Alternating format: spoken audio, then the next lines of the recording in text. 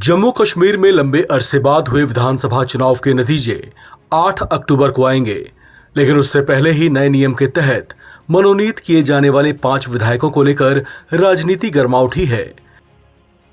Congress party ने इस प्रावधान का विरोध किया है।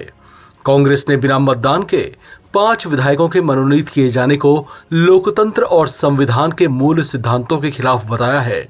लिहाजा कांग्रेस ने चुनावी नतीजों से पहले ही इसके खिलाफ आवाज बुलंद कर दी है। दरअसल जम्मू कश्मीर में अनुच्छेद 370 के खात्मे और जम्मू कश्मीर के नए स्वरूप में आने के बाद यहां ये पहला विधानसभा चुनाव है।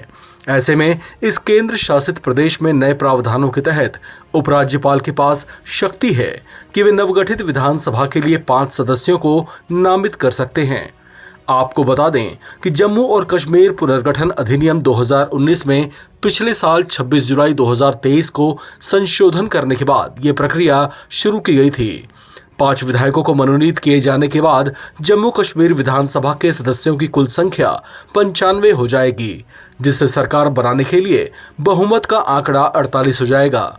लेकिन ये नया प्रावधान कांग्रेस को नहीं भा रहा है। जम्मू कश्मीर प्रदेश कांग्रेस कमेटी के वरिष्ठ उपाध्यक्ष और मुख्य प्रवक्ता रविंद्र शर्मा ने कहा कि हम जम्मू कश्मीर में सरकार गठन से पहले उपराज्यपाल के 5 विधायकों को मनोनीत करने का विरोध करते हैं। ऐसा कोई भी कदम लोकतंत्र, जनादेश और संविधान के मूल सिद्धांतों पर हमला करने के समान है।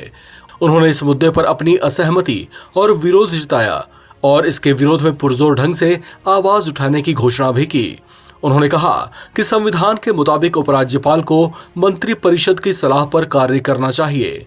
चुनाव के बाद बहुमत या अल्पमत की स्थिति को बदलने के लिए मनोनयन के प्रावधान का दुरुपयोग करना हानिकारक होगा। अब यहाँ चर्चा इस बात को लेकर भी उठ खड़ी हुई है कि अगर उपराज्यपाल जम्मू कश्मीर विधानसभा के 5 सदस्यों को नामित करेंगे तो संभावित तौर से वे केंद्र की बात मानेंगे। जम्मू कश्मीर प्रदेश कांग्रेस कमेटी के वरिष्ठ उपाध्यक्ष रविंद्र शर्मा ने विश्वास जताते हुए कहा कि जम्मू कश्मीर में हालांकि कांग्रेस को आसानी से बहुमत मिल जाएगा, लेकिन 5 विधायकों को नामित कर सदन में भेजना लोकतंत्र विरोधी कदम है।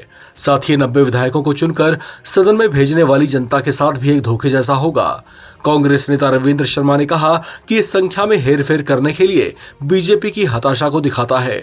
हालांकि पार्टी किसी भी तरह से सरकार नहीं बना सकती।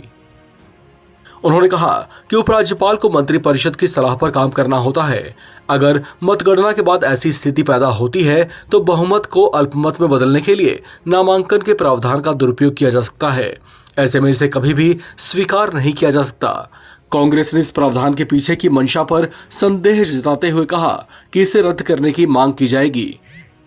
इस खबर में फिलहाल इतना ही। बाकी अपडेट्स के लिए आप बने रहें NBT ऑनलाइन के साथ।